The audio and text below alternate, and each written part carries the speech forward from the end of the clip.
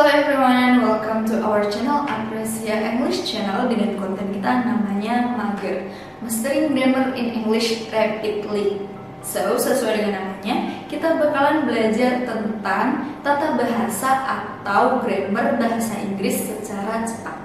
Tapi meskipun secara cepat, kami pastikan penyampaian dari kami nyampe ke kalian secara jelas juga. Jadi cepat, tepat, dan pastinya harus jelas. And in this video, we're gonna learn about preposition versus conjunction. Karena selama ini masih banyak banget yang bingung preposition itu seperti apa sih, conjunction itu yang seperti apa, pengertiannya bagaimana, terus aplikasinya dalam soal, dalam kalimat bagaimana, cara membedakan duanya antara preposition sama conjunction bagaimana. Masih banyak banget yang bingung mengenai hal-hal tersebut.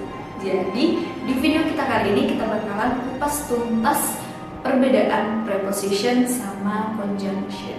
Terutama preposition dan conjunction yang sering banget muncul di soal, biar kalian bisa notice. Oke? Sebelum kita masuk ke jenis dan contohnya dan apa saja yang sering keluar di soal, kita perlu tahu pengertian dari masing-masing antara preposition dan conjunction itu sendiri. Preposition itu apa sih? Preposition adalah kata depan. Dan preposition biasanya diikuti oleh object of preposition. Wajib diikuti object of preposition. Apa saja yang bisa jadi object of preposition? Yang pertama ada noun. Kedua, noun phrase. Noun phrase itu rangkaian noun, masih saudaranya noun. Terus noun clause, terus pronoun. Terus ada namanya gerund. Gerund itu verb. Jadi yang bisa jadi object preposition cuma 5. Yang pertama noun, kedua noun phrase, noun clause, terus pronoun sama namanya gerund. Itu keluarganya 6 lah ya intinya. Contoh preposition itu kayak gimana sih? Contoh preposition yang sering kita dengar ada in, on, at, terus to, by, for, from, with. Itu dia contoh dari si preposition. Terus kalau conjunction apa? Kalau conjunction adalah kata hubung. Bahasa Indonesia juga ada kata hubung ya, atau kata sambung.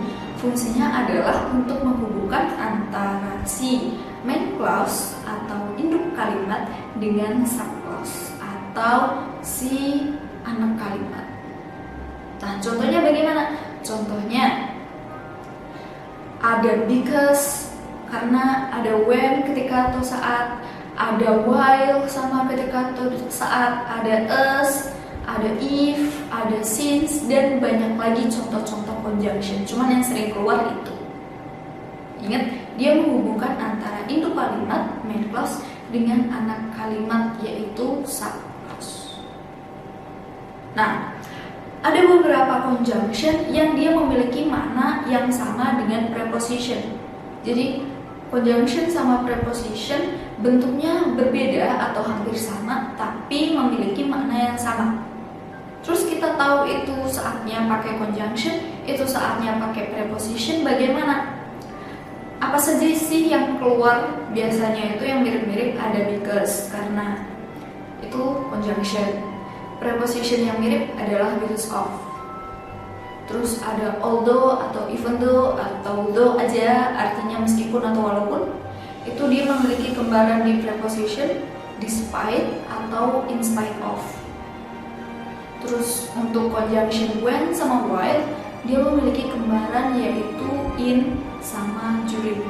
Jadi maknanya, ingat, maknanya sama atau mirip, tapi fungsinya beda. Satu conjunction, satu preposition. Conjunction yang mirip sama preposition apa aja tadi? Yang pertama because, karena. Terus ada although, even though atau though, meskipun. Terus ada when, while, ketika atau saat. Intinya yang menunjukkan waktu. Nah, terus kalau prepositionnya bagaimana? Preposition yang mirip conjunction tersebut ada because of, sama kayak because. Ada despite atau in spite of, yang sama dengan although atau even though. Terus ada in sama during yang dia maknanya mirip sama when sama while.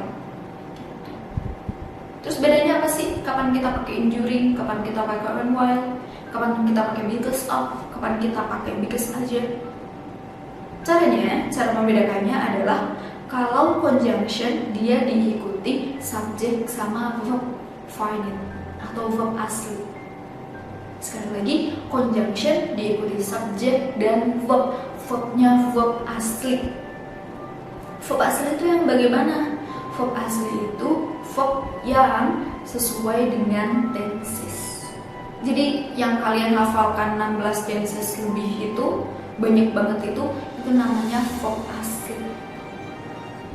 Kalau tidak sesuai dengan tenses bagaimana dong Kak?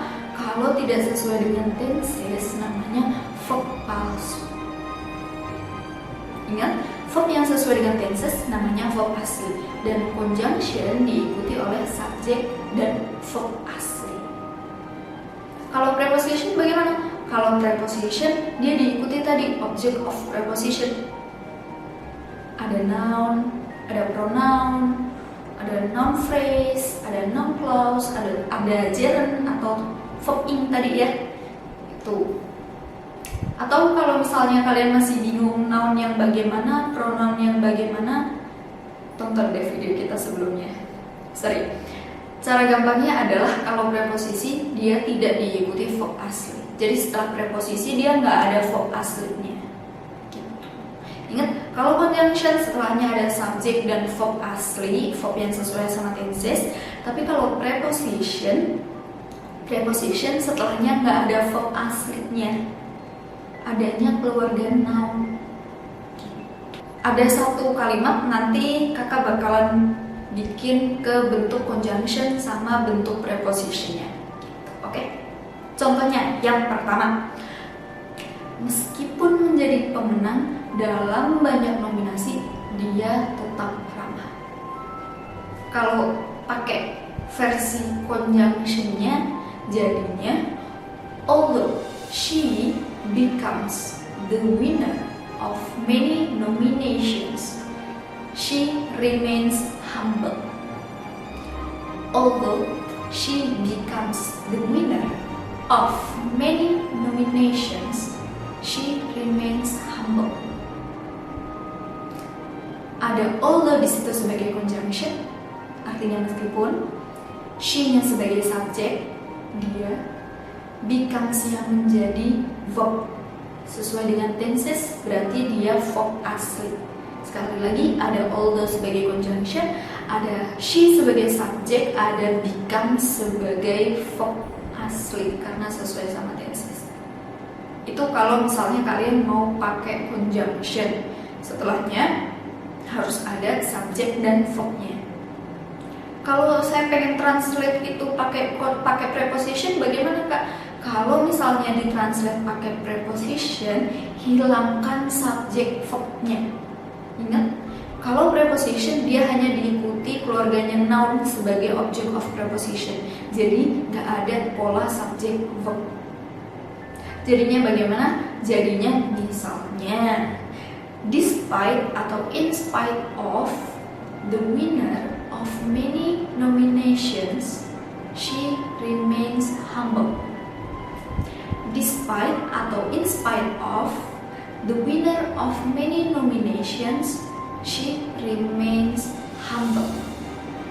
Despite atau in spite of itu adalah preposisi yang maknanya sama kayak although. Terus the winner itu adalah noun phrase yang fungsinya sebagai object of preposition.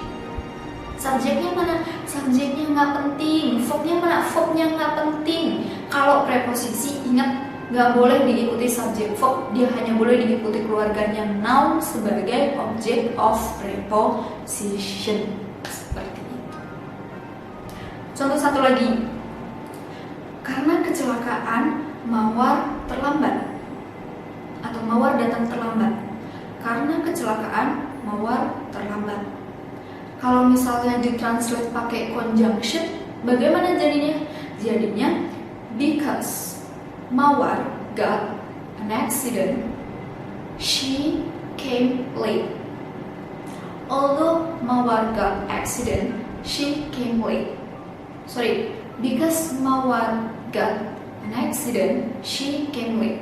Because sebagai conjunction, Mawar sebagai subjek, got-nya sebagai verb. Karena dia verb 2 kan sesuai sama tenses, berarti dia verb asli. Sekali lagi, because sebagai conjunction, Mawar sebagai subjek, got-nya sebagai verb asli. Kita balik. Karena Mawar sebagai subjek, got-nya sebagai verb. Karena setelahnya ada subjek verb, makanya sebelumnya yang dipakai adalah conjunction. Conjunction karena yaitu because. Terus kalau mau pakai preposition, ingat kalau mau pakai preposition, hilangkan subjek verbnya. Jangan pakai subjek verb setelah preposition. Dosa besar. Kayak MUI aja ya. Contohnya bagaimana? Contohnya, because of the accident, Mawar came late.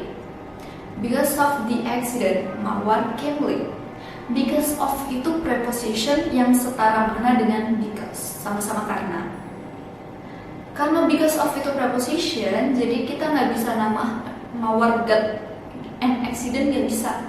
Jadinya cuma because of the accident. Jadinya because of the accident gitu langsung.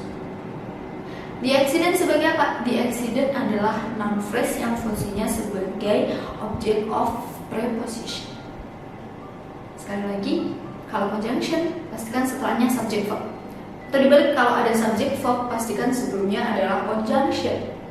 Tapi kalau cuma noun aja, nggak ada verb aslinya, atau cuma pronoun atau cuma noun phrase nggak ada verb aslinya, berarti sebelumnya adalah preposition. Because setara dengan because of, because conjunction, because of preposition. Terus although setara sama despite, in spite of, although conjunction, despite, in spite of preposition. When while setara dengan in during. When while sebagai conjunction, in during sebagai preposition. Itu dia bedanya dari preposition dan conjunction yang sering muncul di soal, terutama soal-soal TOEFL. Banyak banget perlu kalian notice masalah ini. So, begitu, cukup sekian video kita kali ini. Semoga bermanfaat ke kaliannya. Semoga kalian dapat insight baru, pencerahan baru. Apa sih bedanya conjunction sama preposition? Atau preposition apa sih yang sering dipermasalahkan di TOEFL, di soal? Conjunction apa sih yang sering dipermasalahkan di soal? Nah, itu dia ya, 3 pasang tadi. Itu yang sering dipermasalahkan di soal. So, terima kasih. Thanks for watching this video. Jangan lupa di subscribe, di like, dan di share. Biar kita bisa belajar bareng-bareng. Biar kalian dan teman-teman kalian, keluarga kalian, dan semuanya bisa belajar bareng, bisa paham bahasa Inggris bareng. Gitu. So, sampai jumpa di video selanjutnya. Terima kasih. Bye.